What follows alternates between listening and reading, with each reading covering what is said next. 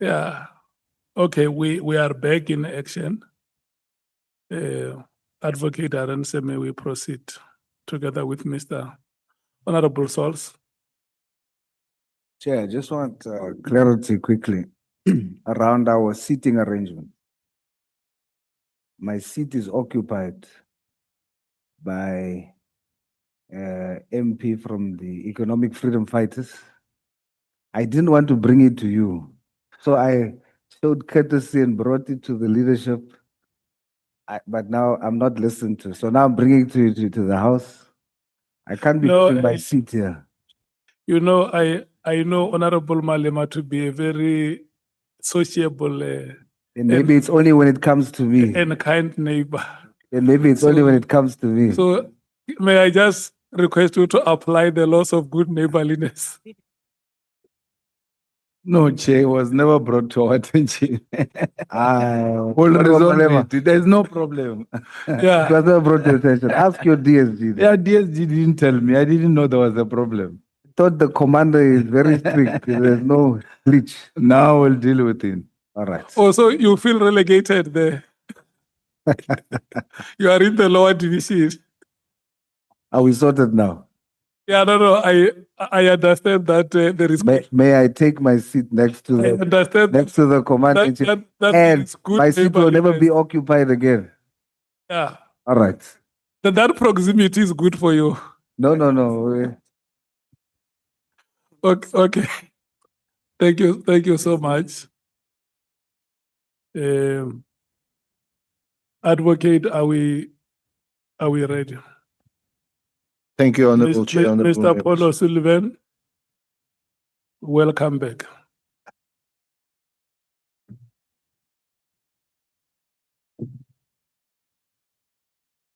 Welcome back, Mr. Paul O'Sullivan. Thank you. Thank you, Can we Honorable Chair. establish if he is not willing to use the hearing aid? Because part of what we've observed is that he takes time to hear some of the questions. Hence, he was advised to use the device in front of him. So can you establish if he is not willing to use it? I'm going to try it, Chairman, but I'm not sure it will work, and I'll explain to you why. Okay. The year before last, somebody tried to murder me. And when that happened, I was left hospitalized due to what they call TBI, which is traumatic brain injury. And as a result, it's not the volume of the noise, it's my ability to understand the words that are coming into my ears. And I'm happy to share, without going into too much detail, I'm happy to share a photograph in private and the medical report, which explained what happened to my brain. It didn't affect the functionalities of my brain other than the hearing. So sometimes if a person talks clearly and slowly, I can make out what they're saying. But if the voice is distorted or too loud, I can't hear what they're saying. I can hear noise, but I can't make out what the words are. So that's why sometimes I have to ask people to, and those that know me are used to it. I say, what did he say? You know, and unfortunately, that's the way it is. They never caught the person that tried to kill me, but I'm still living with the whatever happened about it.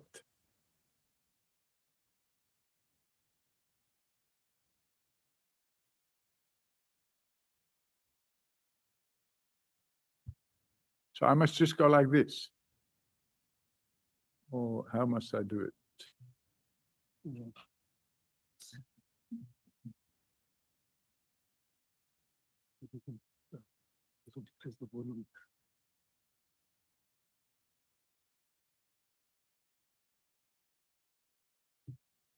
Now you can hear silence. No, I can hear you, Chairman. Oh, you hear me now. Okay. Advocate Arendse. Honorable Chair, may I proceed? Excuse me, Chair. Shouldn't the earpiece be turned in? It doesn't look like it's fitted properly. It's on the side of his, Yeah, Okay. you can get closer and help. I must, what? Can someone help him? Who said that? No, Chair, Mr. Ramano deserves a Still can't suspension. hear.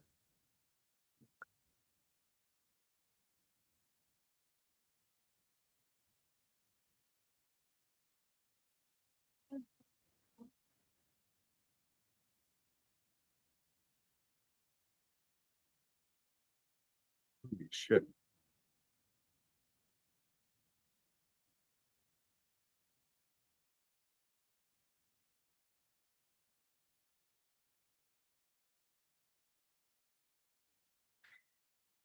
Honorable Pambo, you see Honorable Souls is all smiles. I can see Honorable Souls is happy now.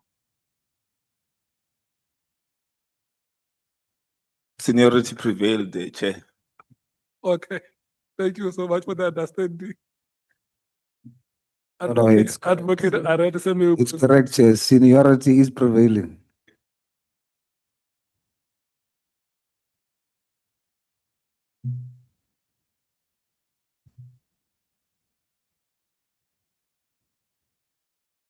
May I proceed, Chair?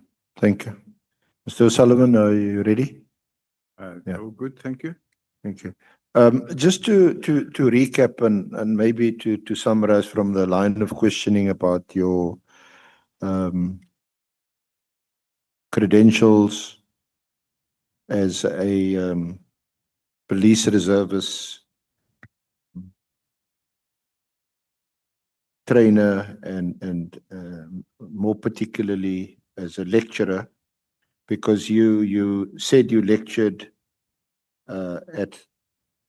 in subjects of police administration, crime investigation, criminal law, and also the Constitution, and probably the most important part of our Constitution, which is human rights.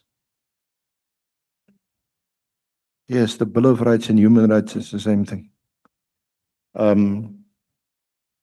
But you accept that you didn't have any formal training or qualifications to give lectures or to teach people in these subjects.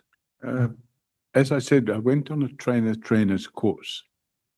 Now, Is that the one in Paarl? yes, and the manuals, if you put them on a table, they would probably sit up to about there, and there would be about 30 books or 20 books, a lot of them, and there were different colors depending on the subject.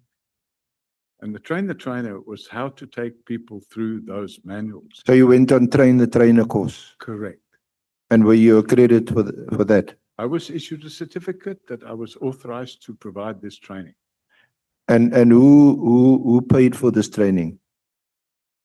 It was the government, obviously, that paid for it. The police. Yes.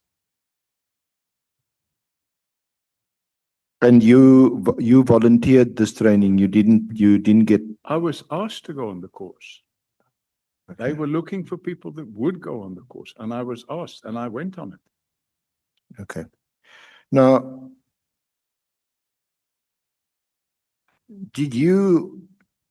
I just want to just ask some questions about your entry into this country. So it wasn't first time in 1989. You had been here previously.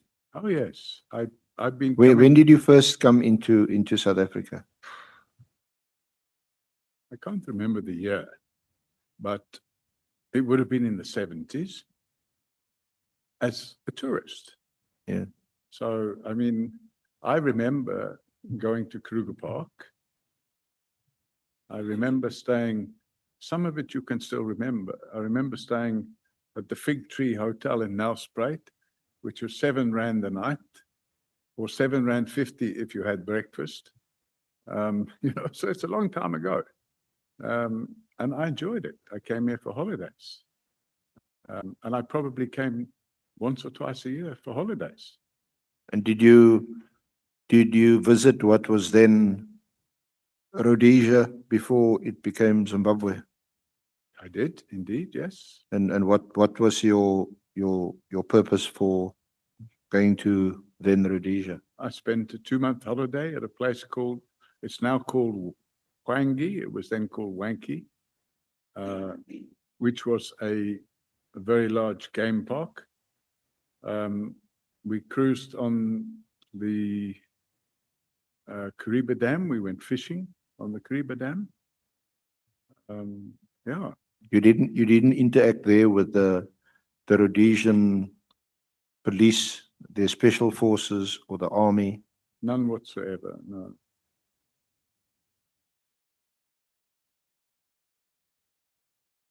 Well, You when I say none whatsoever, when you went into certain areas, you were forced to interact with them because they used to have roadblocks and things. So, yeah, you had that interaction. But I never had any official interaction. Yeah, no, I mean even unofficial, because often in the kind of undercover COVID world, these things are never official. They are unofficial. Yes, no, I never had any unofficial interaction. My interaction would have been, for example, you get stopped at a roadblock and they search your car, that sort of thing. Yeah. Now, I shared with you, and we will make this letter or a copy of this letter available to the committee, the Honorable Committee. It's a letter which I shared with you Yes, now during the lunch break. It's dated the 23rd of November 1982. And it's addressed to a Mr. S.S. van der Merwe. Initials are quite unfortunate. And S.S. van der Merwe, Director General, Department of Internal Affairs. And the author of this letter is D.W. Watterson, MP.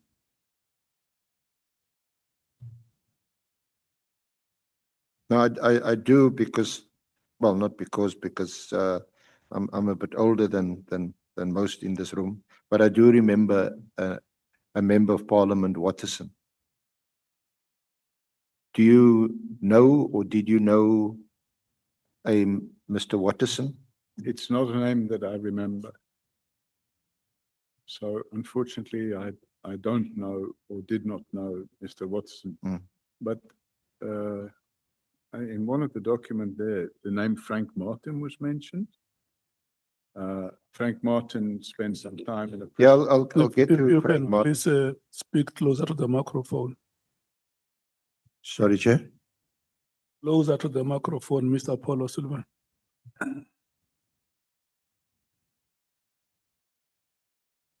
So, Mr. Sullivan, this letter reads, and you've got a copy of the letter. It's from Mr. Watterson to Mr. van der Merwe, who was then the DG of Internal Affairs. Dear Sir, enclosed herewith are documents for a Mr. P.R. O'Sullivan, who holds a Republic of Ireland passport, but has been brought up largely in England and now wishes to settle permanently in South Africa. I first met Mr. O'Sullivan in the UK in an ex-servicemen's club with Mr. Frank Martin, senior MEC in Natal, about 2 years ago. He was very keen to settle in South Africa. We were both impressed with him as a suitable settler for South Africa. Intelligent, well-educated, and of a very conservative political attitude. I believe he would be a very useful addition to the white community of our country. Upon conversation with him, it appears that he has voluntarily undergone military service overseas and is very familiar with modern armored weaponry. If allowed to remain in South Africa, he would be very willing to undertake military service.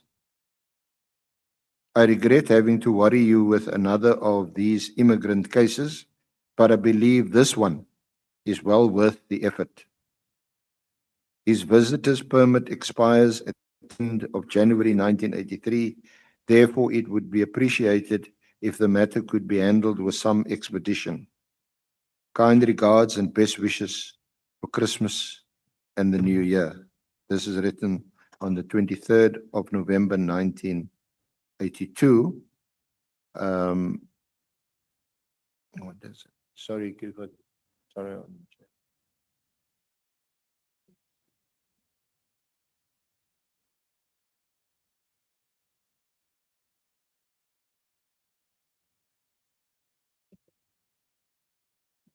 And there's some handwriting, and it seems to have been received around about the 26th of November 1982.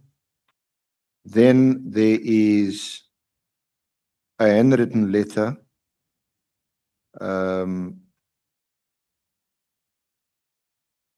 which is dated, is that 20 November 1982, and it comes from you, and I think you confirmed that this was your handwriting, and this is what it says.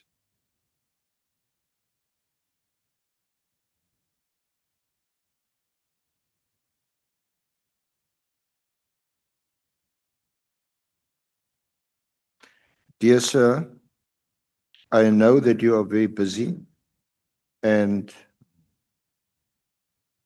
may I ask Ms. Mkhize to read it, please.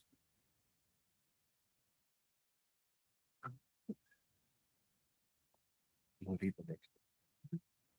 Dear sir, I know that you are very busy and I'm sorry to have to take up your time. However, I am in a predicament and can think of no one else to turn to. The last time I came to South Africa, nearly 2 years ago, I obtained a work permit without any bother at all. I foolishly assumed that the same would apply on this occasion. I was offered good employment by Mr. Jim Powell, whom I know from the UK. I sold my house in London and came to South Africa with the intention of settling here. My fiancé is due here in January, when we hope to get married. Alas though, my work permit was refused, and without a work permit, I cannot start work and apply for permanent residency. This puts me in a bit of a quandary, I think. Is that what it says? As I so want to stay in this country, which I love so much and believe in it, as there are few countries left in the world that is not riddled with communist-inspired unions and unsettlement. I so believe that this is still a good Christian country, and as a Christian, I feel it is the ideal environment to raise a family. I have already applied for a course in Afrikaans as I want to completely integrate with the South African way of life. Sir, it would break my heart if I now have to return to the UK. I beg you humbly to speak on my behalf to someone in a position to consider me as an immigrant. I hope you will forgive me for troubling you in this way.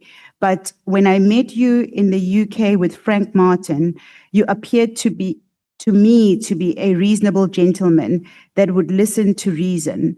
I enclose for your information the details concerning my application that was refused.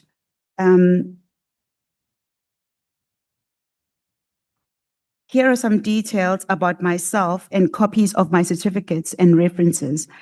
I will pray that you will find an ear somewhere that will listen to you on my behalf, as it means so much to me. I have also sent a copy of this letter to Frank Martin, who has been a friend of mine for some years now. Humbly yours, P.R. O'Sullivan.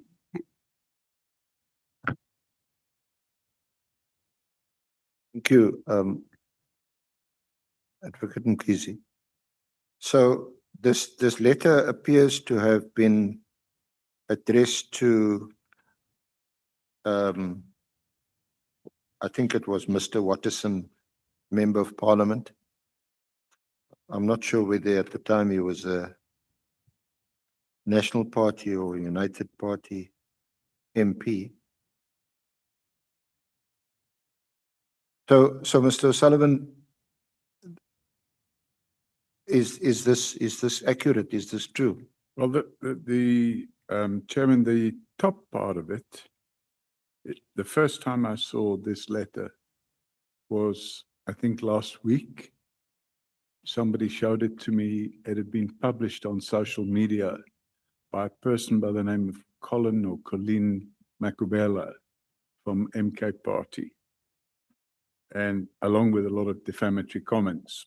And the bottom part of it, which is a handwritten note, the circumstances surrounding that were that Frank Martin was a member of the club that I used to attend in the UK, which was an ex-servicemen's club.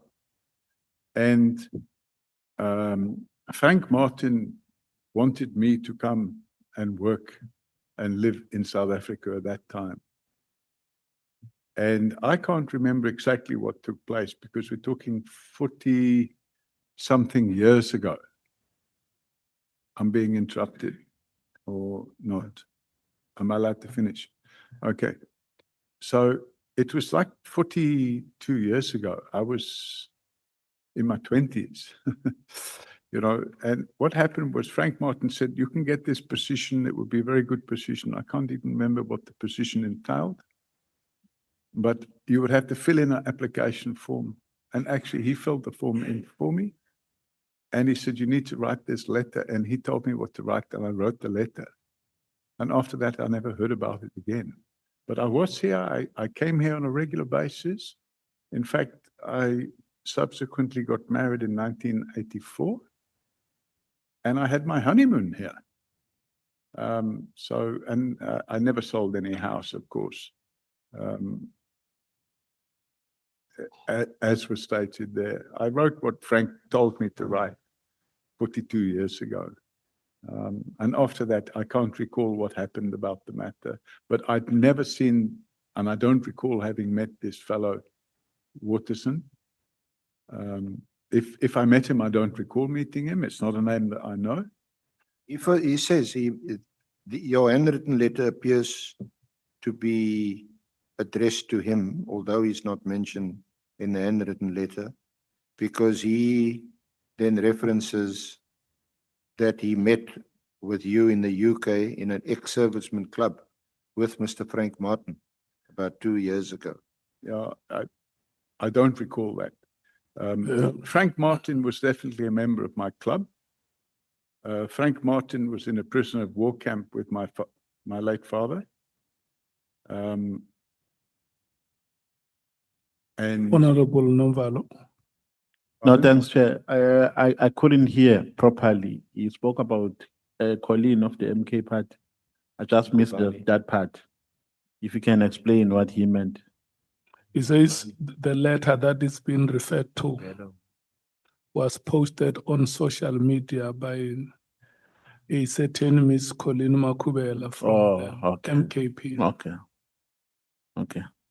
along with a lot of defamatory comments. Along with a lot of defamatory comments.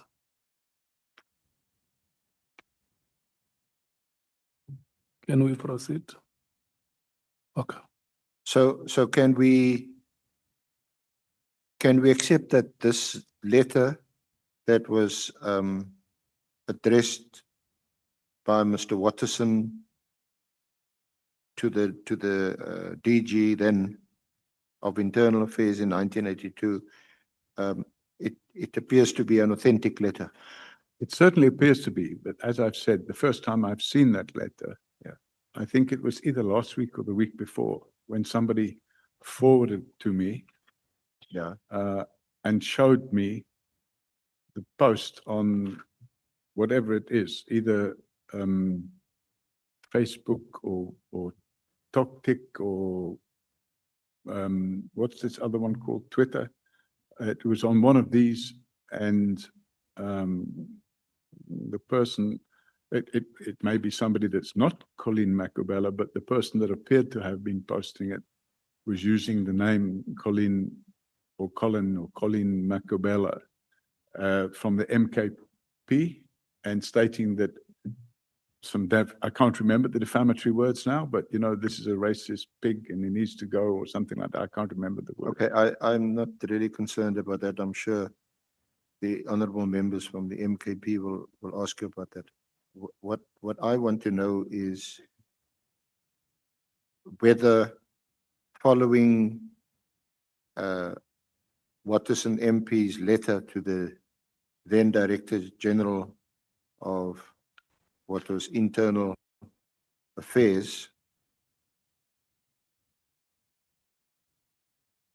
we regarded then as notorious, but he writes to him and he says that your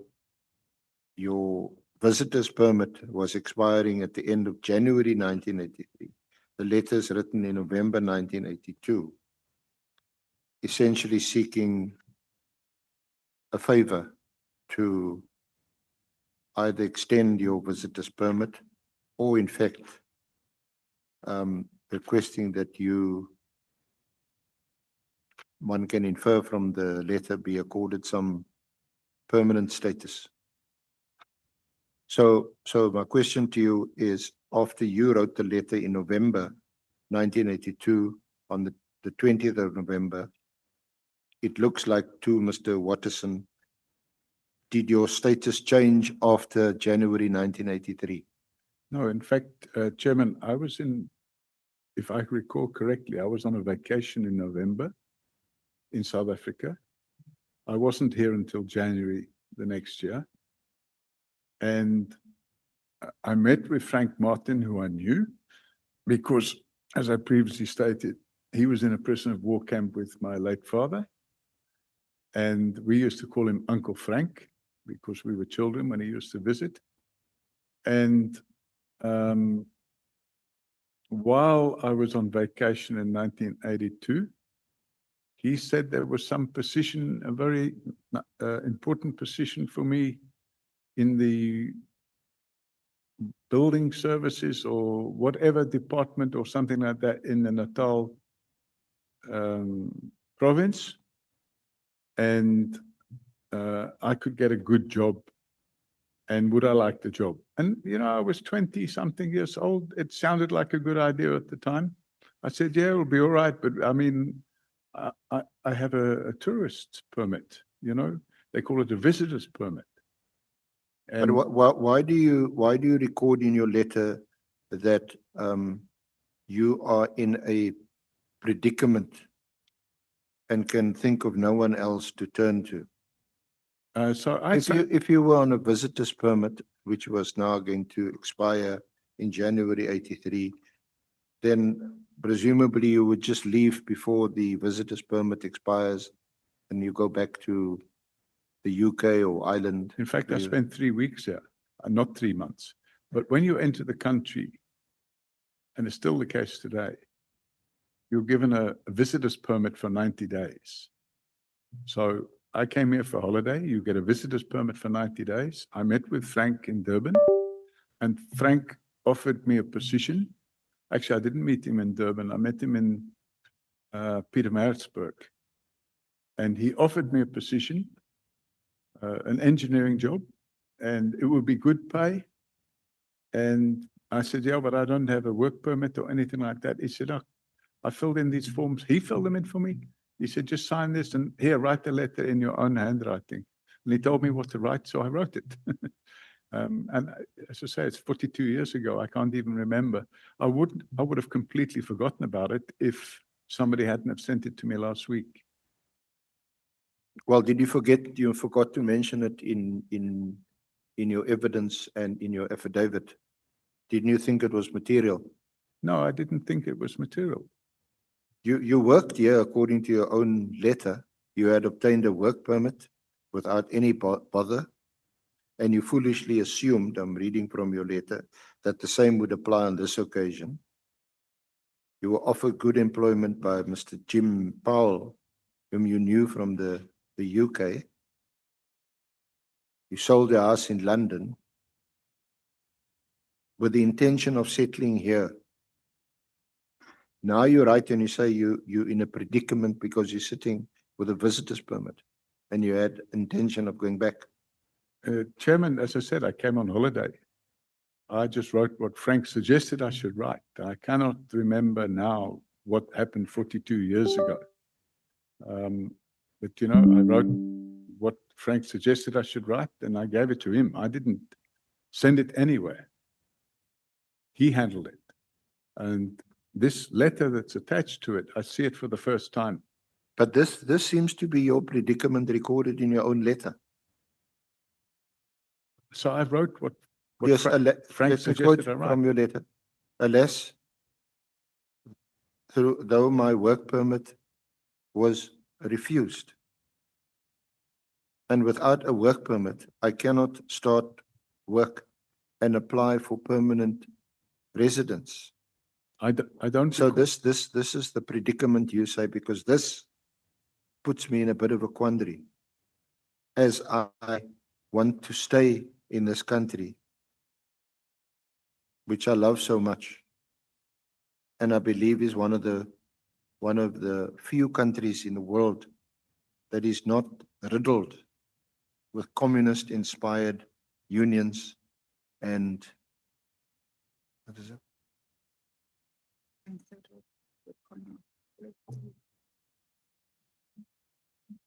Yeah, and then you go on to say that this is a good Christian country. So this is an appeal to a politician to help you to obtain a work permit and permanent residence.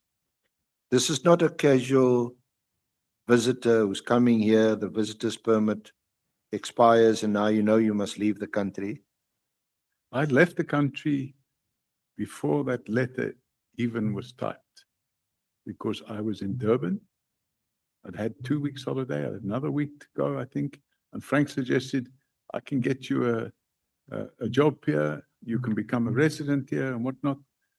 And it sounded like a good idea at the time. I was, as I said, I was 20-something years old.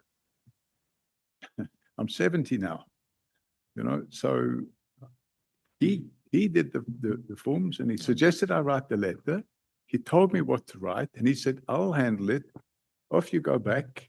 We didn't have mobile phones and stuff then. I never heard from him again. In fact, I heard from him again, I think 2-3 months later. And he said, no, that position was filled by somebody else. So it's what do you call it? Storm in a teacup. And it was 42 years ago. But there's absolutely, and I mean, I've just read again now that handwritten letter. It says, So what are you saying, that you were not in fact in a predicament or in a quandary? Not in a You predicament. wrote what he wrote, what he told you to. Yes, at the time I was fully employed. So you wrote an untruth in a letter addressed to the Director General of this country in 1982 in order to influence that Director General to issue you either with a work permit or permanent residence. Well, I won't say it would untruth. Frank said, if you write this letter. Well, then we- why is it not an untruth? Well, I suppose When you now say 50 years later, it would have that- been a predicament, I suppose, if I was given the job, but I wasn't given the job. So it became a non-event. But you know, in the 20s, you'll do things that perhaps you wouldn't do when well, you it would have become been more mature. it's a pity that you know you give this explanation, the extent to which I don't know whether it will persuade anybody, but It's because I disclosed this letter to you and I didn't. I can assure you that I'm not on social media. I didn't pull it from social media, neither did any of my colleagues. I mean, we get this information on good authority. And you didn't disclose it in your affidavit. I think, not I think, I know that my colleague, Advocate Mkhize, did raise it with you. So, oh, sorry, you raised it with her and said that this has now been brought to my attention. That's correct. Yes. I brought it to her attention last week when it was brought to my attention. Yeah. On Sunday. Yeah, and I finalized my affidavit, I think on Friday or Saturday.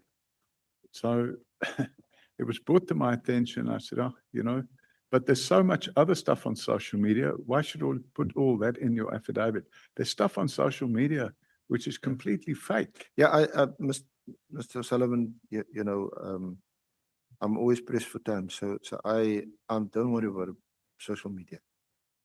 I want to ask about this letter.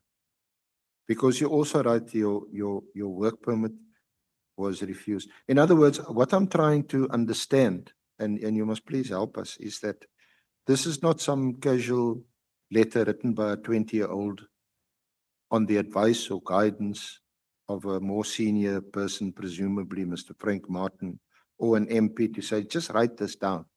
This is serious. You say you had applied for a work permit, but it was refused.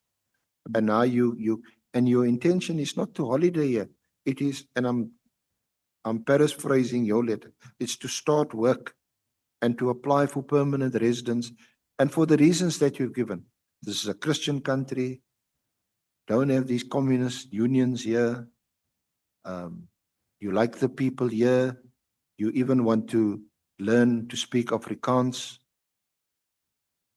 Well, unfortunately, if you're offered an opportunity, I thought it would a good opportunity at the time, and I went along with it. The reality of it is, I don't remember getting a work permit or being refused a work permit. I never came to work here in pursuit of that, and I only later, in 1989, which was 7 years later, applied for a residence permit on the basis of being a person of independent means. So I didn't see it as being anything other than that. Well, we now know from your evidence that we accept that these letters as authentic. Because you see, this changes the reasons why you came South Africa in 1989.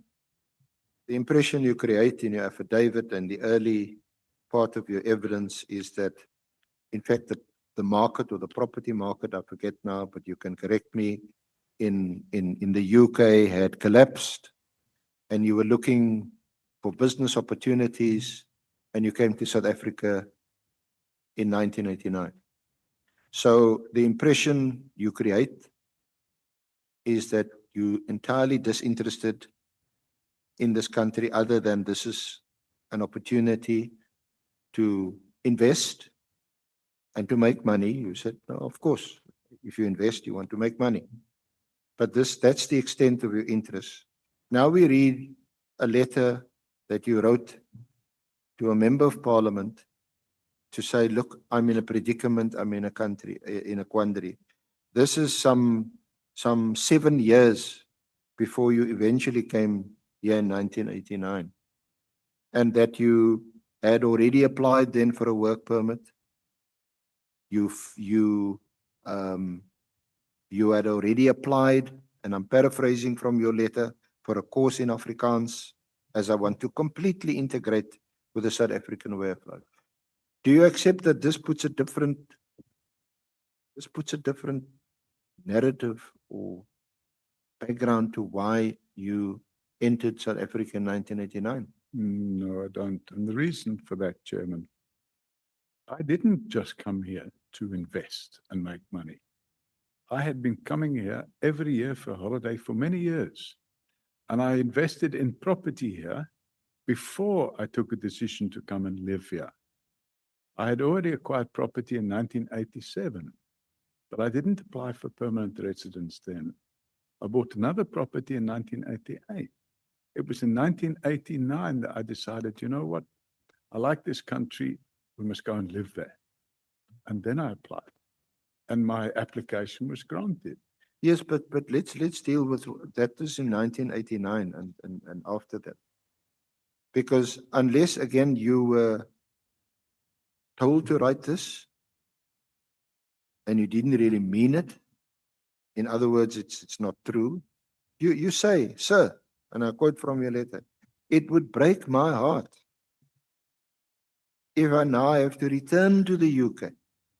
You're actually desperate to stay here because, as you say, you're in a quandary, you're in a predicament. And then you go on to say, I beg you humbly to speak on my behalf to someone in a position to consider me as an immigrant. So in 1982, November, you expressed a desire. You pleaded, you want to stay here as an immigrant. You didn't want to return to the UK or to England. It was probably an exaggeration. The reality of it is, So you exaggerated. in that letter, You wrote some untruths. I wouldn't say You it's untrue. exaggerated. I exaggerate. Can we take Honorable Nomvalo? Yeah, thanks, Chair. No, we just wanted to make a request on record that may the witness, even if it's during lunch or after hours, produce evidence showing that a member of parliament, Honorable Colleen, posted some defamatory something about him, because we stated on record that our member has never done that. She has never posted anything on any social media platform. But we request that you provide that proof to us, even if you can provide it after today's session. You can ask for your team, from your team, to look for it now. Can I answer, Chairman? Yes. So, Chairman, I don't have social media. Somebody showed it to me on a phone. And it looked to, I mean, from what I can remember, it showed the person as being Colleen Makubela. And that's why I can't remember if it was on Twitter or TokTik or whatever. I can't remember. It's TikTok. TikTok. Yeah. Somebody showed it to me. And yeah, I can't go back and look for something that I don't have. The person is from the MKP. And I think I pointed this out earlier, that it appeared to be a person called Colleen or Colin Makubela from the MK party. So yeah, if I can't find that, then I can't find it, but it appeared to me. Yeah. So I'm trying to do the best I can, but I don't have social media. So yeah. Honorable Nomvalo, your question has been responded to. No, unfortunately, Chair, he is not sure of what he's talking about. Then I think we are helpless under the circumstances, because our member has never posted anything of that nature. Hence, we make a request that he provides proof to us, because our member is even ready to depose to an affidavit. She has never posted anything of that You nature. confirm to him that you have a member called Colleen Makubela. Do have a member called the former chief whip of the MK party. I think she's all known to us, but she has never posted anything of that nature. So I think it's wrong and unfair for the witness to say something that is untrue about her while she is not even here to respond for herself. Honorable Skosana. Thank you, Chair. I guess this issue of casting aspersions without evidence, I always question witnesses. We had witnesses last week. When you ask for evidence, they are evasive. Now, Mr. O'Sullivan say he saw from someone on his phone. Now, it's a hearsay. You saw that alone. We want evidence here. Because now we are painting someone, you know, and without any substantiated evidence to the honorable members here. We can't deal with gossip here. Thank you, Chair. Can you just say you disagree with that statement and we move forward? Honorable Malem. No, Chair. They're raising a serious issue. If the witness is not sure, instead of you asking them to say they disagree with the statement, you should ask the witness to withdraw that. Because he cannot just come here and then say thumbsuck things here. If he's not sure, the only way to close this matter is that he withdraws that and then we move forward. Because he's not sure if it's Honorable Colin who posted that. And to cast aspersion on our fellow member and then we just pass like that, it is unfair. So if the witness is not prepared to produce any evidence to that effect and is not sure, can we please request him to withdraw that allegation? Chairman, I'm going to go back to the person that showed me and see if I can get a screen grab or something of that nature. And if I can't get that, I'll withdraw the statement I made. Is that acceptable? No, the statement is withdrawn. What you are sharing with us now is information, is not evidence. Okay, the statement is withdrawn. It Chairman. only becomes evidence when you can substantiate it.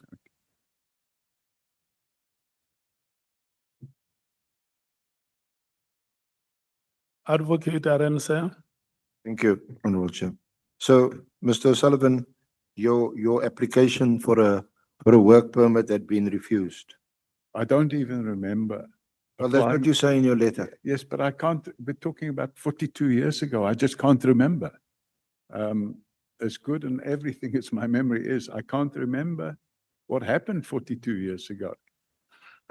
And you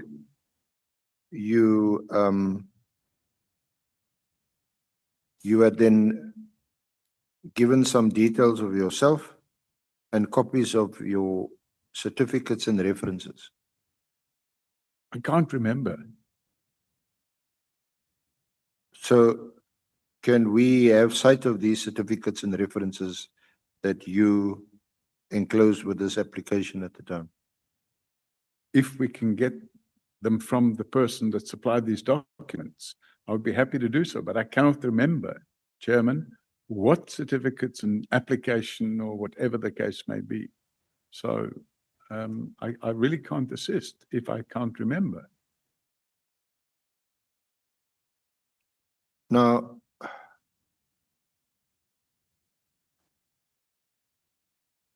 when were you given South African permanent residency? I think it was 1989, November or December or October. It was late 89.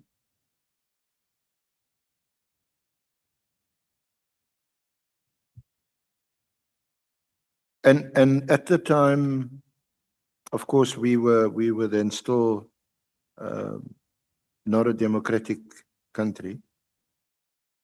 And would what you have said in your letter that we discussed, would it have still been the case that you love this country? Because it's a Christian country. So They're I love the no communists, yeah.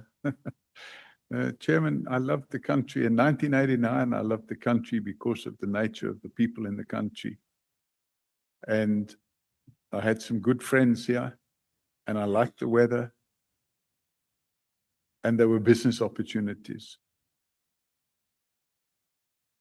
Now, I asked you earlier about whether you said you had been to then Rhodesia, but you had no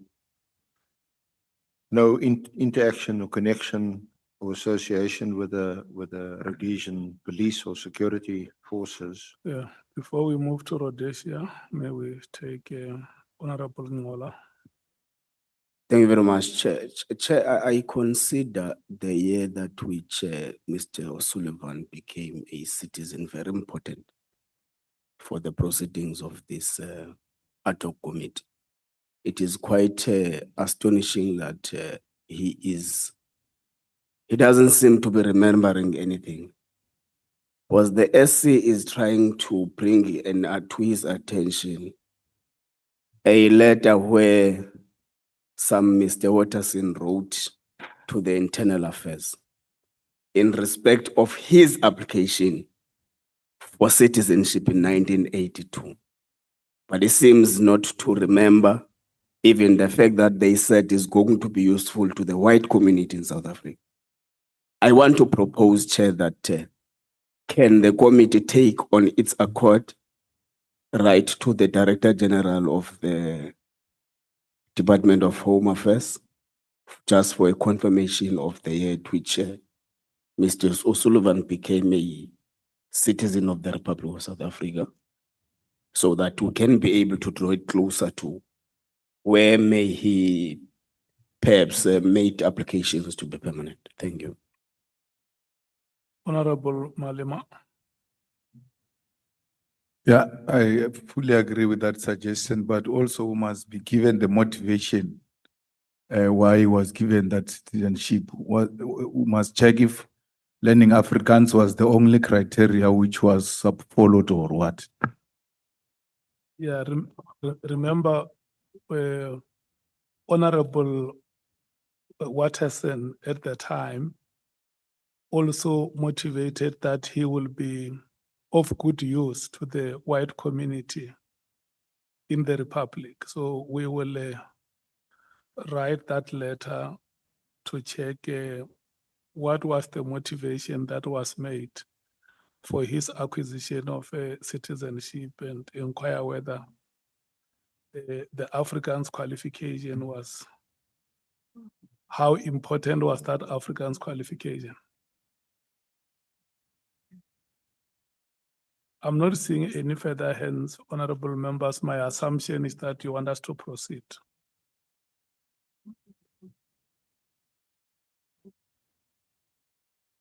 Are you done with your consultations? The two advocates. You are very quiet today, Advocate Mokhaitz. I miss your voice. He's agreeing with us, Chair. Okay, can we proceed? Mr. O'Sullivan, was Mr. Frank Martin Bureau of State Security operative? No, Chairman. He was a MEC for transport and horse racing in Natal, what was then called Natal. So you do remember that clearly?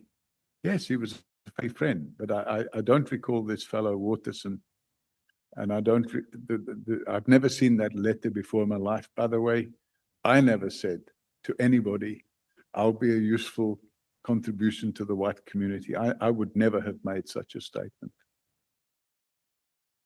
But you did? I didn't. No, in your handwritten letter. I did. I don't recall having said that.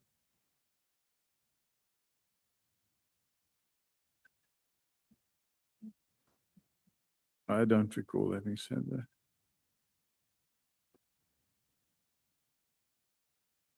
You certainly mentioned that you want to learn to speak Afrikaans. Yeah, I may have said that, but I don't recall having said that I would like to contribute to the white community.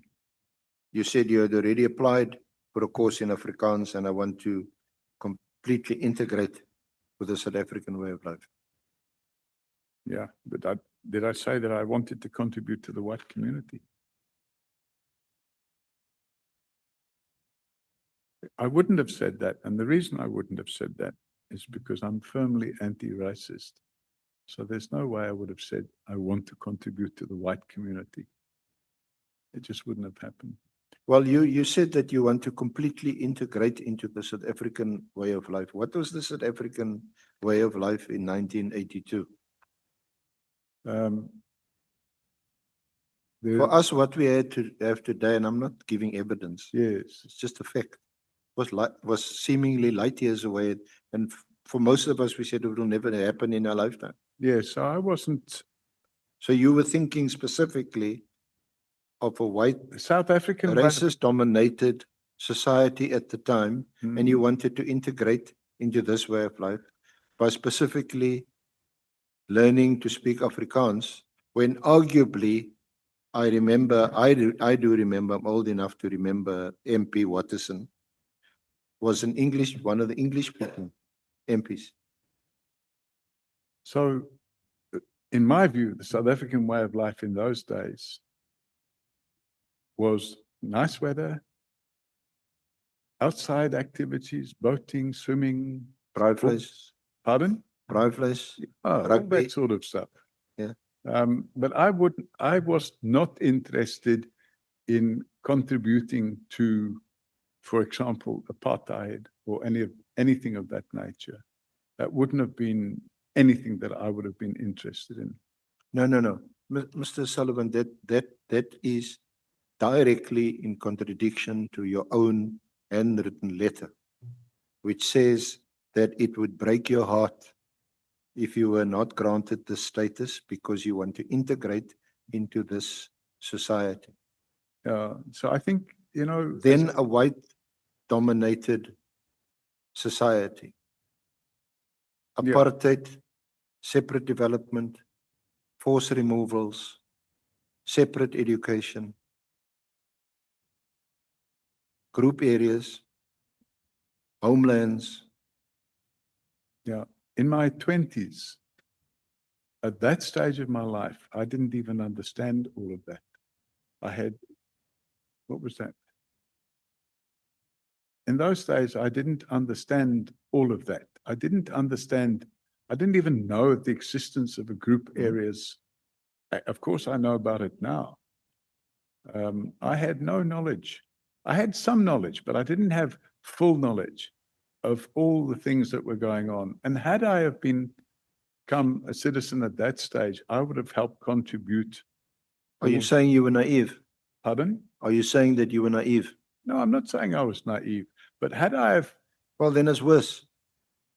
what do you mean it's worse? If you can say, I'm young and naive, I didn't really understand politics, I just wanted to do. I'm not now naive.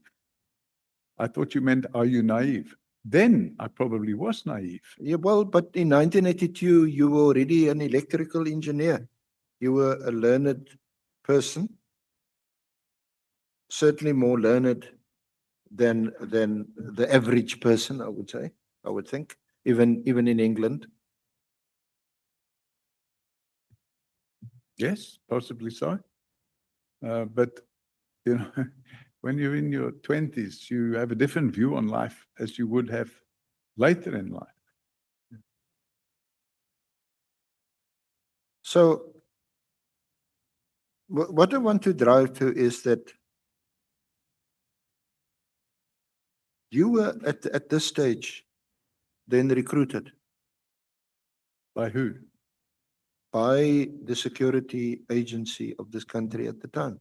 Not a chance. Absolutely none whatsoever. Frank Martin wasn't involved. Actually, I knew Frank Martin very well. He was a train driver before the war. And then during the war, he became a prisoner of war and he shared space with my late father. And after the war, he got back into driving trains. But you And then- Mr. Sullivan, sorry, you're not trying to minimize and trivialize what is really a serious situation that a letter is even addressed, which seems to be based on information given, false information, to the Director General of the Interior Ministry of this country at the time. Now you're trivializing, you know, Frank Martin, which is a train driver, met you in the ex-servicemen's club, presumably just to drink beer, and you were a young 20-odd-year-old naive. I'm not trivializing. But this is the completely different impression we got from your affidavit, in the early part of your affidavit, and the narrative that you've given us. Certainly, when consulting and when reading it, oh, well, this is a fairly well-heeled, well-educated person coming from the UK. You know, we can't complain when people want to invest their money in our country, buying property, hopefully, you know, creating jobs for our people.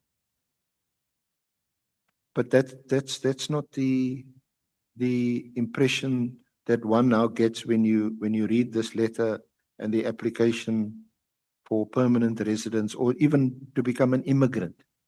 I don't even remember at the time filling in any forms. So I wrote a 2-page handwritten letter. The typewritten letter I'd never seen before in my life. Yeah, it is what it is. And you know what also then strikes one, if with looking at your background from this viewpoint and different viewpoint, is within the space of a year you decide to become a police reservist. I was asked to become a police reservist. Who is this Major Edwards? He was the husband of my then secretary. I mean, if I could track him down, I don't even know him now. Did you not look at his background? Well, it could be, because this is one reads about or sees in a movie. He could have been involved in the security services. He could have been a boss. You remember that word, boss? Bureau of State Security? Yes. So he could have been such an operative. So his wife was my secretary. He was the station commander at Halfway House Police Station. And this suggestion that I should become a police reservist took place after the democratization process had started in South Africa. And that democratization process is what triggered me to take a decision to apply for permanent residence, because I felt that I didn't want to live in a country where apartheid existed. I took up the opportunity or the request to become a police reservist after Nelson Mandela had been released from prison and the ANC had been unbanned. And I saw opportunities. I thought there will be good opportunities to help make a democratic country. And I played my part. In fact, you can get on the phone now and speak to the erstwhile president, Kgalema Motlanthe, and ask him who came to see him in Shell House, which was then the headquarters of the ANC. Ask him who came to see him in Shell House to notify him of the existence of a game farm in the Northwest Province where some very strange things were going on. You can phone him and ask him. Well, I'm not going to do that. And I that do have game a farm, lot by of the way, respect is for now known as Honorable Black Mr. Motlanthe. I'm not going to ask you that because I don't want to be distracted from what I'm asking you. Okay. Because this could easily fit into the narrative of someone who has infiltrated either the security forces or other intelligence forces in our country, that you would have had such meetings. You would have gone to Shell House. You would have met these important persons whose names you are dropping. But what I want to ask you about, because this is not what you say in your affidavit. Can I take you to paragraph 14 of your affidavit? In 1990, my secretary's husband, a certain Major Edwards in the SAPS, having heard of my background, persuaded me to join the South African Police Reserve. I took the view that if a country is good enough to live in, it's good enough to serve. In 1990, I joined SAPS as a reserve at the halfway house, now Midrand, where I completed training as a detective.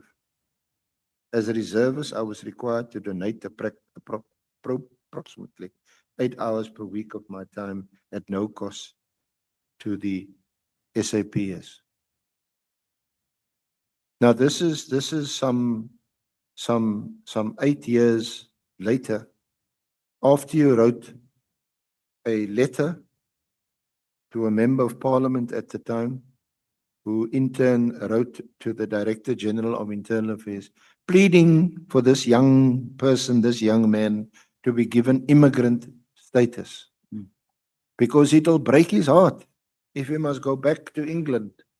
He wants to stay here and learn Afrikaans. He wants to integrate with a Christian white community. I never said I wanted to integrate with the Christian white community. That's what your letter says, Mr. No, my letter I'm doesn't- paraphrasing, but that's what it My says. letter doesn't say that. I'm Well, sorry. and then I'll be disciplined if I'm misrepresenting what you're saying. It's a misunderstanding of what I'm saying. I never stated that I wanted to integrate into a Christian white community. Well, it's clearly to be inferred from what you're saying, from the language that you use. And I don't want to waste further time Chairman, by reading back at the time I emigrated to the country, I'd completely forgotten about this letter of 8 years or 9 years earlier. It was gone from my mind. In fact, I can't remember the year, but it was either 87 or 88 when my dear Frank Martin, God rest his soul, passed away. And it was the furthest thing from my mind. You see what will also strike one, and obviously the honorable committee members and members of the public will make up their own minds. But certainly what struck me is that your role as a police reservist and what you did is one of two things. It is highly commendable for the time and effort that you've given to assisting our regular police in doing their law enforcement job. It's either that, or on the other hand, this is most extraordinary for a police reservist to be trained as a detective, to achieve an award for the most arrests, to be trained to do a train the trainer course and train 1,000, what did you say, 1,500 other reservists to graduate and to get their certificate, including our honorable president. So you have quite some notable students under your belt. You worked, and I'm looking at paragraph 16. You worked in the fraud unit at the then John Foster Square. As you know, was notorious. You lectured. You were elected chairman of the Community Policing Forum, paragraph 17. You formed Johannesburg Watch. So at all times, you were involved in policing. You were close to the action. And of course, by doing so, you're also close to other law enforcement people, intelligence officers involved in law enforcement in our country. As a police service. Yes. Because of the extra, I'm saying Those are the extraordinary things you did as a police reservist. Yeah, Chairman. I know a very, very good colleague of mine. He's actually one of our best advocates. He's a police reservist. You know, at night, in his own time, he goes with the police and they do neighborhood watch, they do patrols and all that. That takes, and his life is often in danger. He's been shot a few times or shot at a few times. That's the extent of what he does. And he's a highly intelligent person. I was doing the same.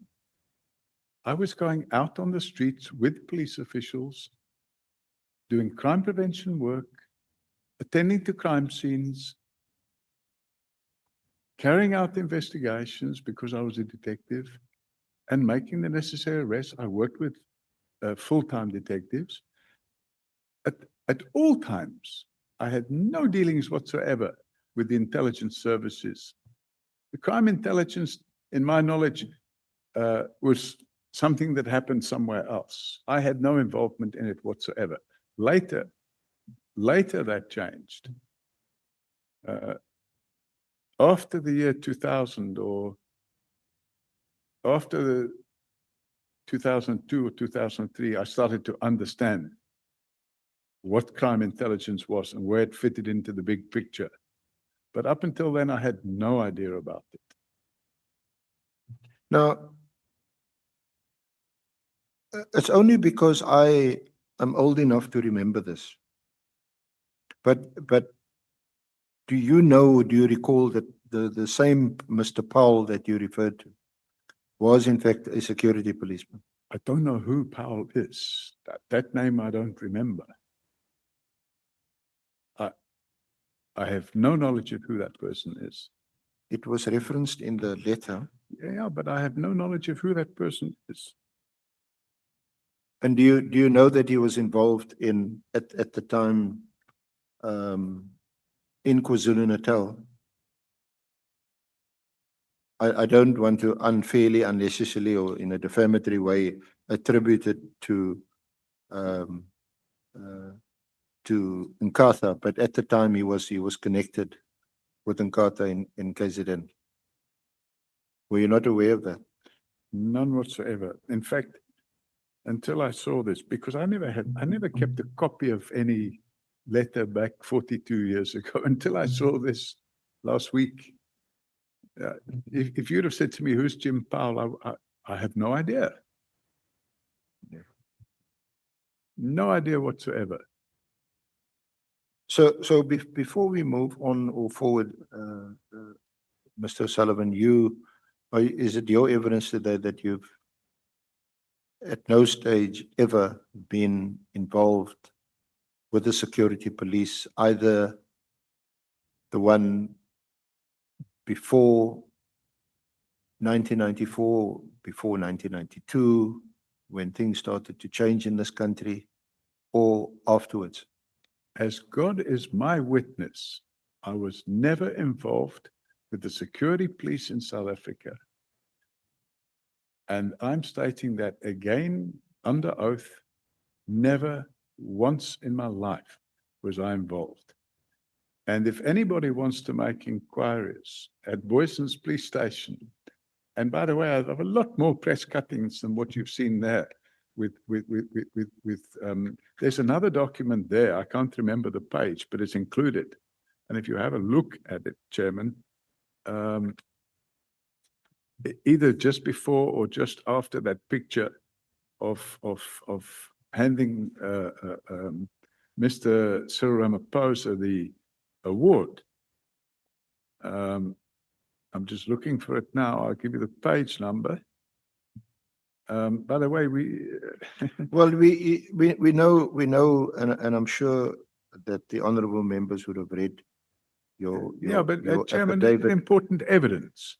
If one looks at page 55 of your affidavit, no, of the annexes, A55.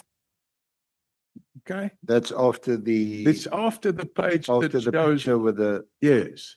the Honorable President. Yes. Yeah. Okay. That's an article that appeared in the Citizen newspaper in 1977.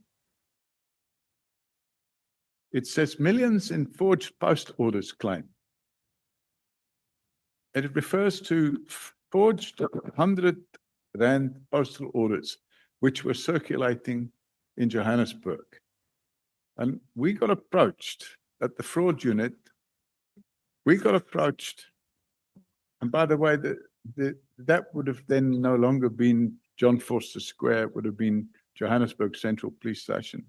We got approached with a view to trying to find out where these forged postal orders were coming from. And I spent time, my time and energy, and we tracked down who was printing and issuing these forged postal orders.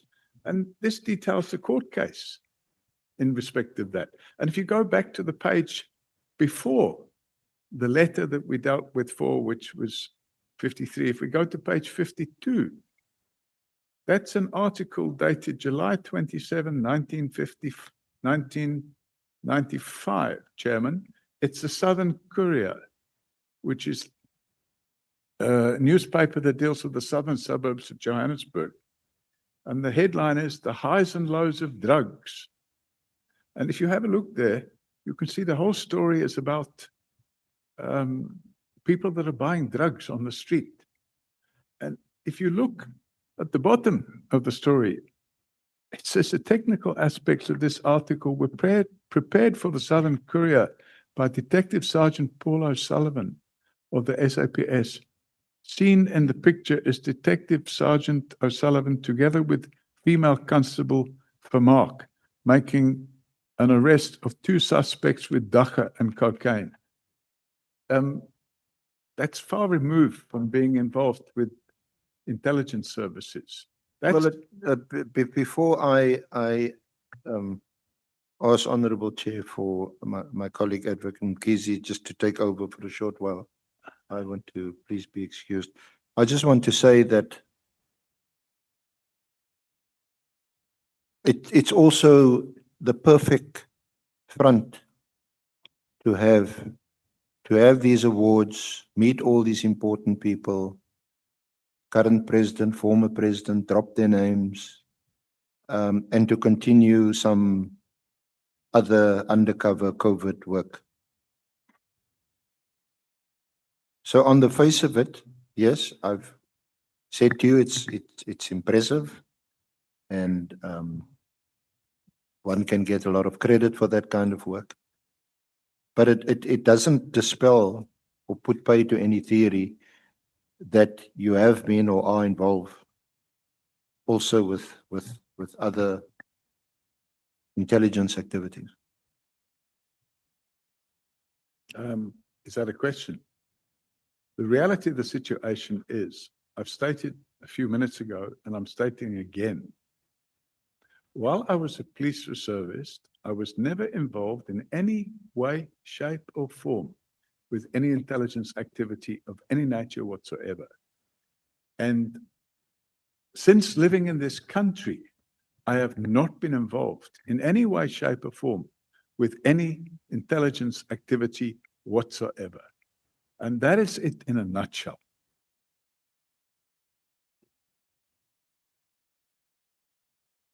Honorable James. Thank you, Chair. I'm just a bit concerned because it would appear that the witness has done quite a lot under the previous dispensation. We know that reservists are only allowed to operate in the visible policing environment. Mr. Paul O'Sullivan, you did fraud, you worked in the fraud unit, you made the most arrests, you were on active crime scenes. Do you have anyone that can vouch for this? Like a commander that you must have worked under because you were doing duties of a SAPS member? Chairman, the regulations changed. In those days, a reservist could work with a unit, whichever unit he went to work with. And I was asked to work with the detective branch at Boyson's police station, which I did. And after an incident that took place in 1996, where I was shot, I was no longer able to carry out possible physical work relating to if you had to arrest somebody that became violent or something like that. So I then changed. I was said, you know, you're very good at what you're doing. You can go and work in the fraud unit. And that's what I did. And as for going back 30 years to find somebody that may be able to come and tell you, I can look, but it might not be that I can find somebody today or tomorrow that can come and say, by the way, he did this and that and what. But I can try. So your title was detective sergeant. I was a detective sergeant, Chairman, and that article that I just referred you to refers to me as a detective inspector, but that was what do you call it? A misunderstanding by a journalist. I was a detective sergeant. That's it, short and sweet. Were you a reservist detective sergeant? Correct. Now, the regulations in the police today for the reservists are different than where they were in the 90s. Now, the reservists, from what I understand, are in uniform. I worked, by the way, when I finished working as a detective sergeant at Johannesburg Central Police Station, I then relocated to the border police. Chair, can I just wrap up? OR Tambo Airport. And I was working in the border police for 2 years. Honorable James, may you? So just to wrap up, just so that I can be clear on this. So you are a forensic investigator, meaning that you dig deeper, you get information, and you are not able to tell this committee and give us evidence in terms of the time you worked as a SAPS detective. Am I correct? You are not able to give us anything that can justify everything that you have told this committee here today. No, Chairman, that's not. You're not. Did you have a force number? Yes. So you can't go back onto the system and track your force number and give us some form of evidence that this is what you've done, because even we can go and query that. Chairman, I don't have access to the system. My force number. No, we'll get it. That's fine. Sorry, I'm Thanks. being asked a question and then I'm being given the answer. On page 53, A53, Chairman, there's a letter there dated 26th of June, 1997. And it says, Detective Sergeant Paul Robert O'Sullivan, force number 0245-296-1. There's my force number. Thank you. You know, anybody can go on the system through the necessary channels and find out. I was a police reservist until Jackie Celebi cancelled my work as a police reservist. Yeah, we will come to the Jackie Levy matter. May his soul rest in peace. Honorable Matthys. Also on a point of clarity, when Mr. O'Sullivan joined this police reservist, were you a South African citizen then? Chairman, I wasn't a South African Okay, citizen. that's fine. I was a permanent resident. But in those days, the regulations required that you be either a citizen or a permanent resident. You were a citizen at that time. No. No, it Chairman, wasn't. I was a permanent resident. Mm. The regulations were changed in 2000 or 2000. Mr. Sullivan, you That have answered to- that already. And then just on the second point, Chair, so we need to do back office work here and get the regulations of what was happening with the police reservist unit during that. So we can just be workshopped on that, because I don't know which country would allow a non-South African to be this involved in our systems and having Let's access not to debate the information. matter. Thank I you. think No, we're not, just so we make sure we the follow. point has been made. Abazel. Thank you, Mr. O'Sullivan. We are at paragraph 18 of your statement. And we are still paragraph 18, page 7. And we are just about to wrap up your time as a reservist. At paragraph 18, this is now 10 years since you started as a reservist, and you were based at the the airport, Johannesburg, at the time it was Johannesburg International Airport. That's correct, Chairman. And you say in your statement that you were at that point part of a national team in the Border Police of Johannesburg. What was your specific role? So the role of the Border Police, we worked together at the airport in 2 or 3 areas. One area was to prevent drug trafficking through the international port. Another area would be to make sure that people weren't coming through with forged documentation, for example, a fake passport. People that were involved in human trafficking. So actually, I was very successful in helping to stamp out human trafficking. We achieved quite a bit of work there. The other area we worked on was counterfeit goods. What's that noise? You can continue. Is it just in my ear or? Yes. There would be importation of counterfeit goods.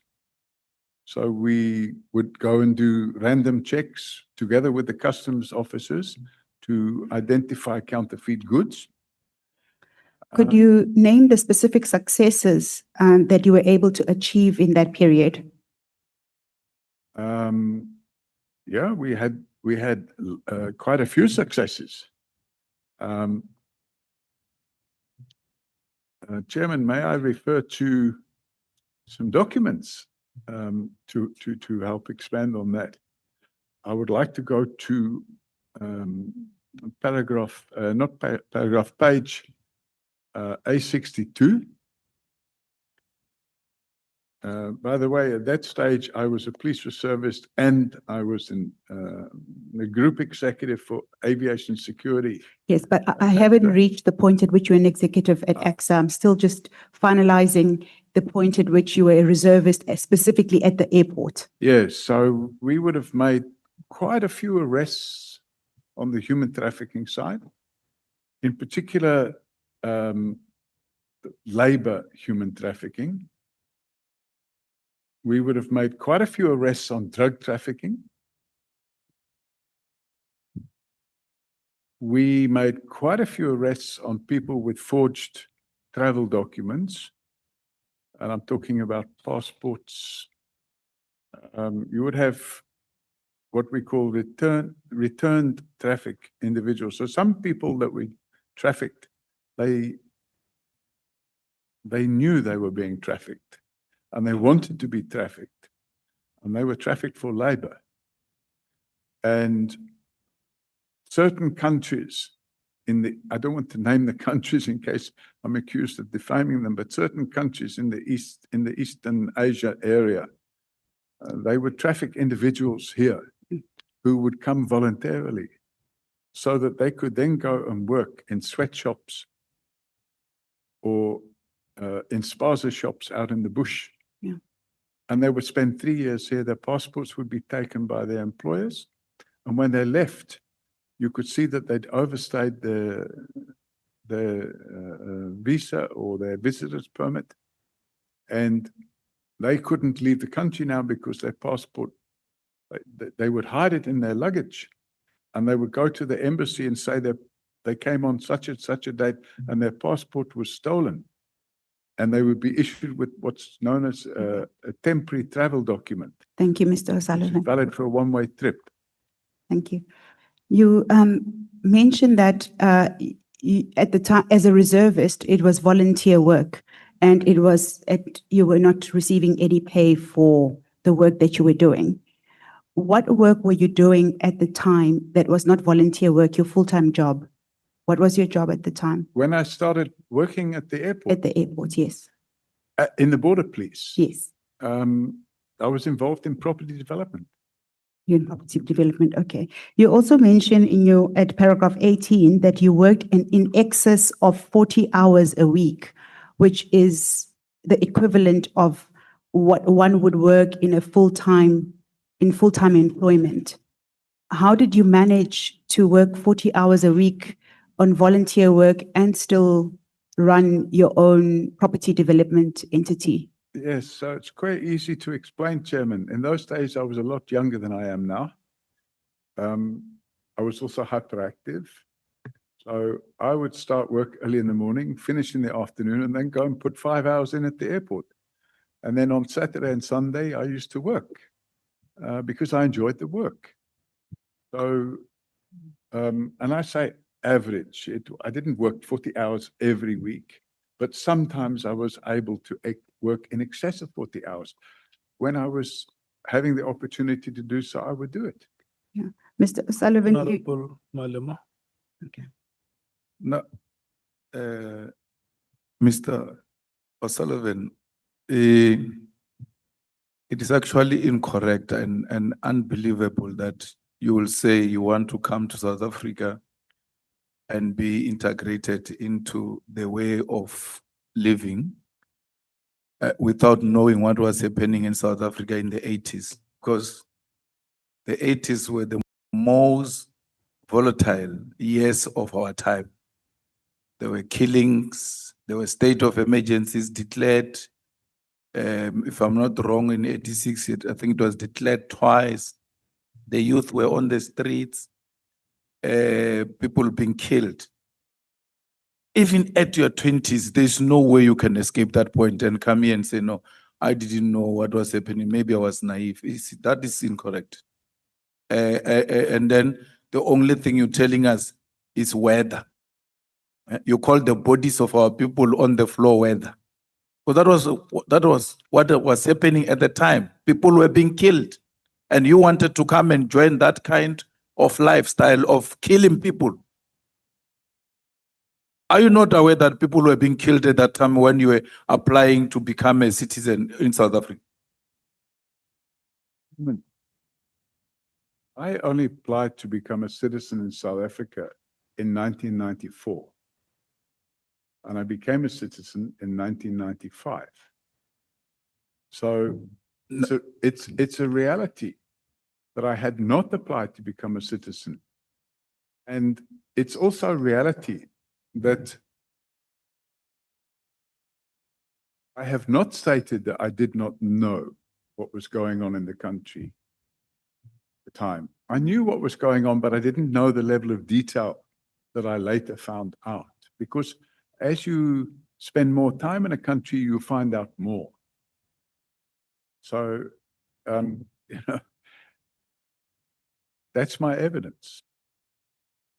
But in the letter you wrote, Mr. O'Sullivan, you spoke about the 80s and that you were just 20 and you had no idea, and we can still say maybe you were naive at that time. It can be correct that you're talking about 95. There was an interest in the 1980s. And you were interested in the weather in the 80s, and I'm saying to you, it can be correct. And worse, you didn't have to stay in South Africa to know what was happening in South Africa. There was a big anti-apartheid movement in Britain, in London. Surely you knew the release Nelson Mandela campaign, very prominent in Britain, and you come here and tell us you wanted to come and settle in a country where people are demanding the release of Nelson Mandela, where children are being killed and all of that, because you were naive, you knew a little bit of what was happening. That is unacceptable. I don't think it's an acceptable explanation. You came to our country to become part of the privileged at the expense of the exploited. Will I be correct to make that observation? Chairman, definitely not correct. I didn't hear the answer, Chair. May I request you that when an honorable member asks you a question, you look at them and respond to the question. Chairman, I'm not able to turn and look without moving my chair. I don't have, because of my spine, I don't have the ability to turn and look that way. Unless I'm given a chair that's got wheels on and I can move it easily, I don't have the ability to turn and look in that direction. So if somebody can provide me with a chair with wheels on that I can move easily, I will be able to turn and look.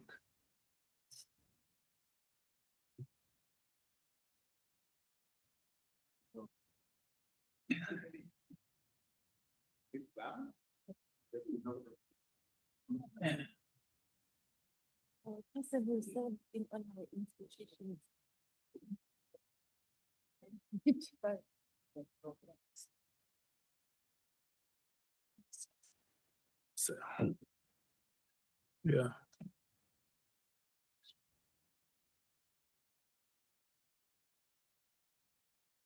Thank you, Chair. Now I can look.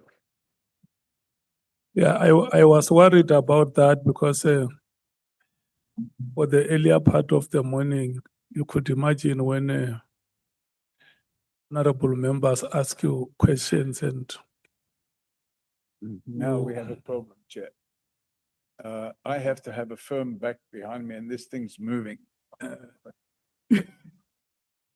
I can't lean, I have to be able to lean back without the chair moving. the chair does not have to move. Hang on. Oops. Yeah. Yeah, there.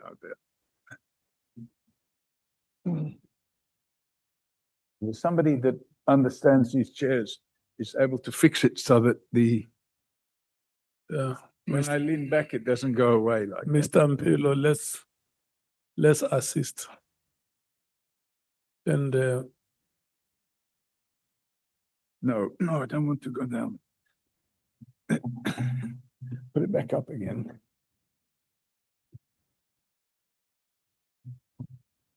Ah, that's it. Thank you. Now it's fixed. is it fine now?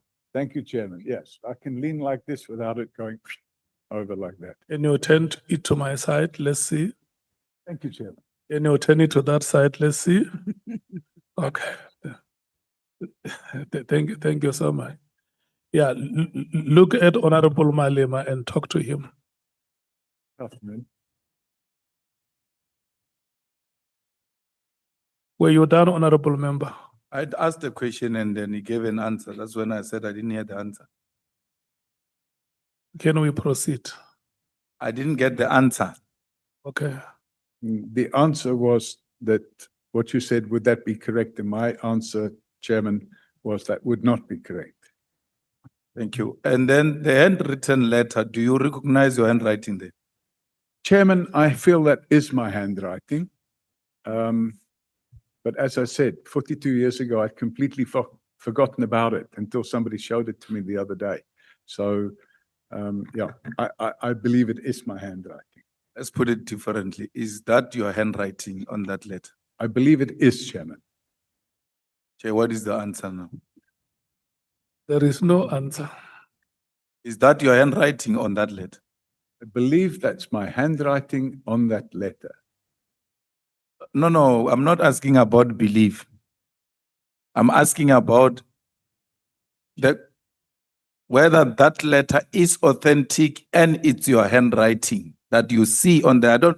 You may not remember the content, but surely all of us remember our handwriting.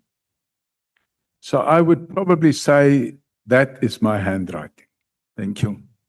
And then lastly, how do you say to us you don't remember who was your commander? Is probably 30 years ago and all of that? Because obvious, every police station in a particular year has got a station commander, has got this, has got that. And those people that we worked with for such a long time, and then giving people certificates that are not recognized by any institution, and giving them awards which you bought from a shop or Discom or something like that. You should remember those people. There's no way you can work with people and achieve these things that you said you have achieved. And you don't remember under whose command, as a person who's trained in military intelligence, a person who has been a reservist without being a citizen in South Africa, And having served for such a long time, there is no way you cannot remember who was a commander of these operations, because the discipline of what you are doing actually requires that you know your commanders. Thank you, Chairman. I did not say I don't know who was my commander. The station commander in those days was Director Vermaak, and the detective branch commander was a Colonel Badenhorst. So, but I've never said, nobody said to me, who's your commander? And I've never said, I don't remember who my commander was. No, the question was, these things that you are telling us, is there a person who was commanding you who we can make contact with, who can confirm that indeed these achievements were made? And you said, no, I can't remember, it's 30 years ago or plus. I think it was asked by Honorable James. Sorry, Chairman. The reality is that I didn't say I can't remember who my commander was. I said I would have to look into it and find out. And if you go back on the record and play it again, you will hear that I said I would have to go and find out who. I don't even know if Director Vermaak is still alive. Our Colonel Badenhorst, I cannot say whether or not he's still around, because with 30 years ago, and with all due respect, I was a lot younger then, and they were a lot older than me. So if I can find somebody, but in the meantime, what I have done to try and evidence what I've said in my affidavit is I've attached some, just some, by the way, there's a lot more newspaper cuttings about the work that we did. And not one of those newspaper cuttings, Chairman, mentioned anything about intelligence services or anything like that. It was all about the successful work that we did and what we achieved in proper policing. Thank you, Chairman. You see, the problem is going to be when you ask yourself questions and answer your own questions. No one asked you if those people were still alive or not. Whether you are dead or alive, if you have been my commander, I will still mention you as being my commander, and the files will dictate that, of course, the person is still alive or not alive. We didn't ask if your commanders are still alive or not. We asked, who can we reference this thing with, that these things that you are telling us to confirm, maybe your commander or any of the people that might have supervised some of your activities. And I'm happy that without referencing anything contrary to what you said, I have to reference and check, because some of these people, you were able to give us some names and we can work from there. And Thank you, Chairman, it's clear if you look at the letters, which is page A53, it's addressed to the station commissioner at Boyson's SAPS. It says, for the attention of Director Vermaak. And it's signed by J. Schultz, Senior Superintendent, Head of Training. Now, I can go away and find out if there's somebody that still has knowledge of the work that we did back then that can come and say, yes, he did this, or no, he didn't do that, he did this, and what. But it wasn't put to me until now that I should be able to find such a person. Whip.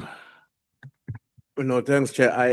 I was very interested to the question that was raised earlier on by Honorable Malema, and I wanted to make a follow-up on it, but in this particular way, Mr. Sullivan. My own understanding, and I may be wrong, is that most of us largely have the value system that defines who we are imparted on us at a very young age. And I mean really in the 10, 15 years, at 20 years from where you were in the 80s, from what I'm hearing, you are already formed as a citizen. That's why you can even want to travel to another country. You are well formed, you understand the environment within which you live in. Now, in the light of the question that Mr. Malema was raising about what appears to have been a level of ignorance or naivety on your part about the country that you were beginning to have a very keen interest to go and work, which is South Africa. How do we reconcile that part? How do we reconcile that with what is said in your statement? Your statement is littered with examples of how you have, over a period of time, 20, 30 years, made interventions to fight against injustice. How do we reconcile that? Because I think you becoming a proponent or a fighter for justice could not have been something that just occurred after 1994. In the early 80s, the way in which injustices was perpetrated in the country, which is what Mr. Malema was raising, should have really said something to you as you were about to decide that I'm traveling to South Africa, in a country where the overwhelming majority of the people, especially from the Black community, were major victims of a white perpetrated system of injustice. How do we reconcile that? If somebody listens to you today and the 20-year-old you then, who, as I said, by that time at 20 years, should have been already imbued with a particular value system about what is right and wrong and what to stand for. That's what I wanted to hear your comment on in relation to that question and that matter. No, Chairman, that's quite, I would say, a good question. And in some regards, I took a decision probably in my early 30s that actually what I wanted to do was to improve the life of South Africans. And I'm not talking about the white Afrikaners and the white people, but I wanted to improve the lives of Black people in South Africa, because I felt that that was the type of contribution I wanted to make. And I absolutely have some evidence of that here, which we will come to. And I'm satisfied that, well, I'm not, maybe not satisfied, but I accept that in my 20s, my views were perhaps naive. But as life went on, I realized, no, we can improve the lives of people in South Africa. And I can demonstrate that that's exactly what I've done. And I don't want to take away from the evidence leaders, but we will come to that at some point in time. But you know, every person in their life realizes that no matter what you do in life, sometimes your life isn't perfect. Sometimes what you do, you think, maybe I shouldn't have done that. Or maybe I shouldn't have felt that way. Maybe I shouldn't have done that. Or maybe I shouldn't have done that. But you can't change history, but you can change the future. And what I do with my life, certainly over the last 36 years, is I've tried to make South Africa a better country for all its people, especially the previously disadvantaged people. And in that regard, I can demonstrate that I spend a lot of my time and energy and my own personal money in doing that.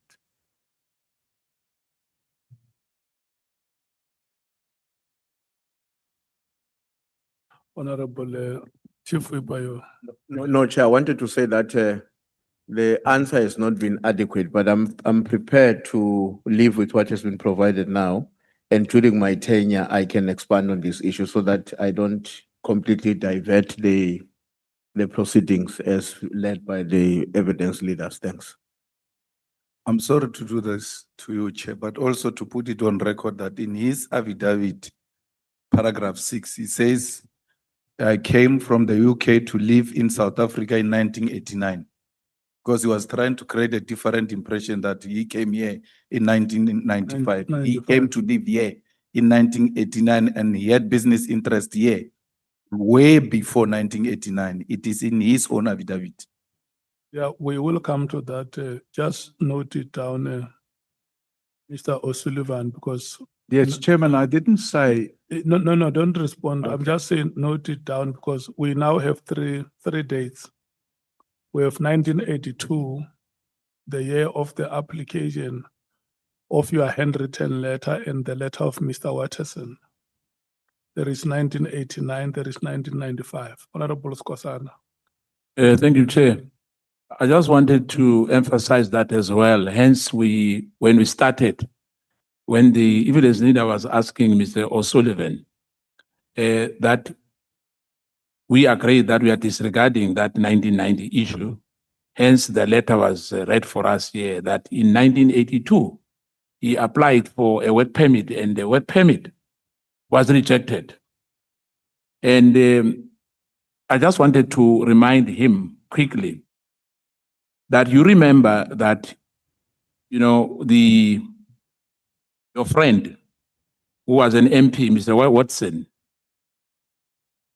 what you said just now is contrary to what when he made an application trying to help you to get a work permit in this country, for you to, in fact, a permanent resident, for you to settle permanent in South Africa, that he said that you are the most educated, intelligent, and a very conservative political attitude which you can add to white community in this country.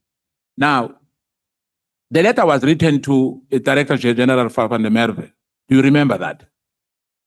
Chairman, I think I've made it clear earlier during intense questioning by the evidence leader that I saw this letter for the very first time the other day. Yes, but do you agree that the letter is legit? The letter is what? Is legit. Legitimate. Is legitimate. It's an authentic document. I'm not disputing it, but I cannot say anything about it because I never saw it before in my life. Yeah, so in other words, the context of that letter, do you have any problem with it? That you were an ex-7-man club, that's where you met in the UK with Miss Frank Martin. When I saw the letter, I never recall this fellow Waterson, never.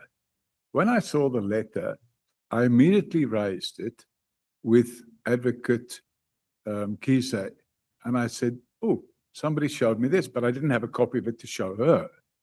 I said, oh, this is probably going to come up. No, thank you, Chair. When our time comes, we will really transverse on these matters because really they are very important. You know, we can't be misled. And I mean, Mr. O'Sullivan knows exactly what we are talking about here. Since 1982, not 1997 or 1996 or 1990. Thank you. Honorable Skosana, Mr. Paul O'Sullivan, he asked you whether you are happy with the motivation that is made in that letter for you to get a permanent residence. There is a motivation that you are educated, you are intelligent, yeah, you are a conservative, and you are an ex-service officer. You can be very useful to the white community of this country. Yeah. Are you happy with that motivation? No, Chairman. Okay. Honorable Ngola. No, Chair, I was actually coming to the very same point that I find the evidence by the witness very much gravely contradictory. You would have made an example of the 1982 thingy, and amidst that, he completely lost his memory when asked and pressed on the issue of the citizenship. When pressed by the evidence leader, I then moved on and spoke about 1987 November. In paragraph 6 is 1989. Then when asked by Advocate Mkhize, it's now 1994 and 1995. So I think it suffices that we follow up that process we said we'll undergo, because if we take what has been argued before us, it's gravely contradictory, and it actually puts a particular image about the credibility of the witness in front of us. But I think we'll endure and try to get to the bottom of it. Thank you very much. Chairman, I can respond immediately to that. I never said in my affidavit that I became a citizen in 1989. I applied for permanent residence. I only got my citizenship in 1995. And I probably didn't bother putting that in the affidavit, or I forgot to put it in the affidavit. But I can assure you, I was a permanent resident. I never became a citizen in 1989. I never had a South African passport until 1995. Chair, maybe let's take Mr. O'Sullivan on what he has written in his affidavit. The English here is very simple. In 1989, due to my investment in property, I successfully applied for permanent residence as a person of independent means. Successfully applied. That's what the English in your affidavit is saying. For permanent residence, not for citizenship, for permanent residence. There's a big difference between the two. When you get your ID book, Chairman, your last 3 digits in the ID book, if you're permanent resident, it's my ID number then ended in 185. It now ends in 085 because I'm a citizen. Let's proceed. Kabazel, Thank you, Chair. you have shown us the patience of a mother. I think I've just logged in this. Thank you, Chair. Chair, I'd just like to confirm, and also just for the purposes of the record, that Mr. O'Sullivan on Sunday evening did contact me to say that there may be a letter which he did not have in his possession, which I did not have sight of, and certainly did not know the contents of the letter. But he did mention that there's a letter in circulation on social media, but we could not do anything about that letter until we got possession of it this morning. So I confirm that for the record, that you did contact me. Yes, I contacted you because it made me realize, oh, there's something going on here. I've already done my affidavit. If I'd have recalled what happened 42 years ago, Chairman, I would have included it in my affidavit, but I never expected, but I immediately contacted the evidence leader and discussed it with her. Okay, so Mr. O'Sullivan, we are now at page 20, at paragraph 21 of your affidavit. Uh-huh.